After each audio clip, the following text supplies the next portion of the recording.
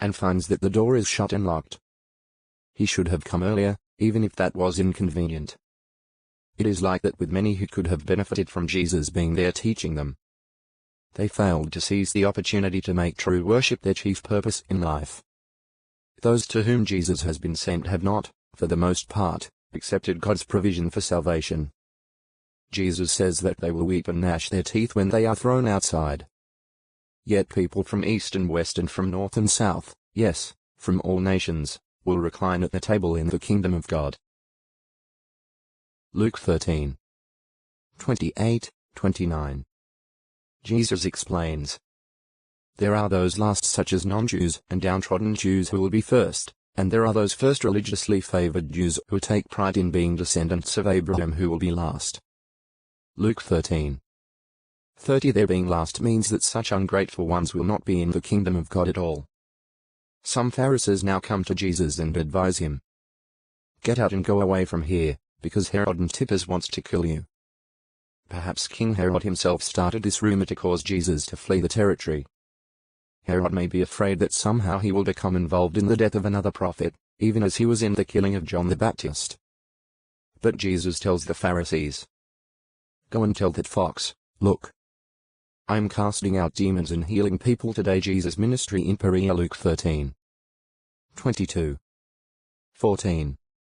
6. 192. And tomorrow, and on the third day I will be finished.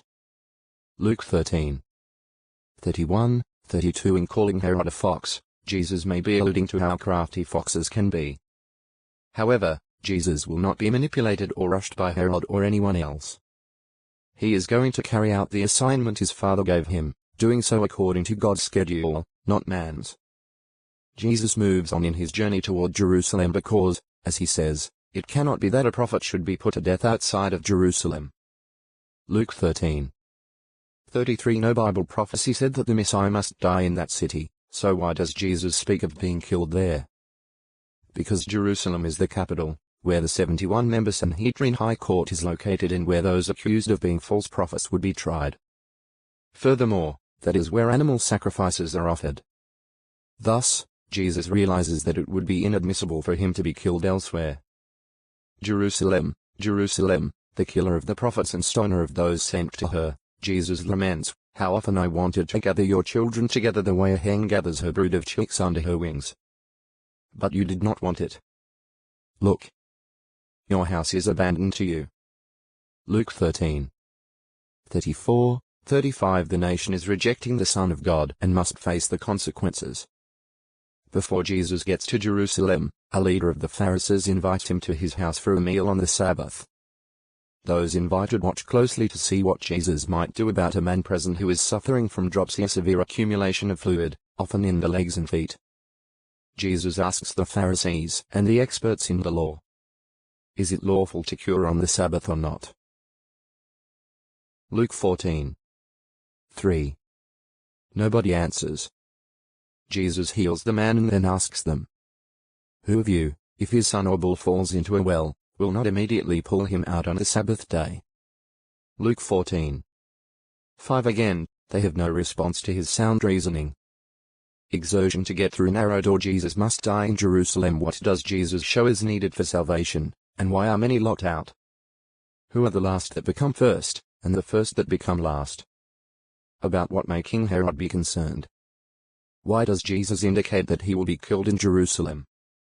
82, 193. After he has healed the man suffering from dropsy, Jesus is still at the house of the Pharisee. Jesus observes other guests choosing prominent places at the meal, and he uses this as an opportunity to teach a lesson about humility. When you are invited by someone to a marriage feast, Jesus says, do not recline in the most prominent place. Perhaps someone more distinguished than you may also have been invited. Then the one who invited you both will come and say to you, let this man have your place. Then you will proceed with shame to take the lowest place. Luke 14. 8, 9. Jesus next says, when you are invited, go and recline in the lowest place, so that when the man who invited you comes, he will say to you, friend, go on up higher. Then you will have honor in front of all your fellow guests. This is much more than simply displaying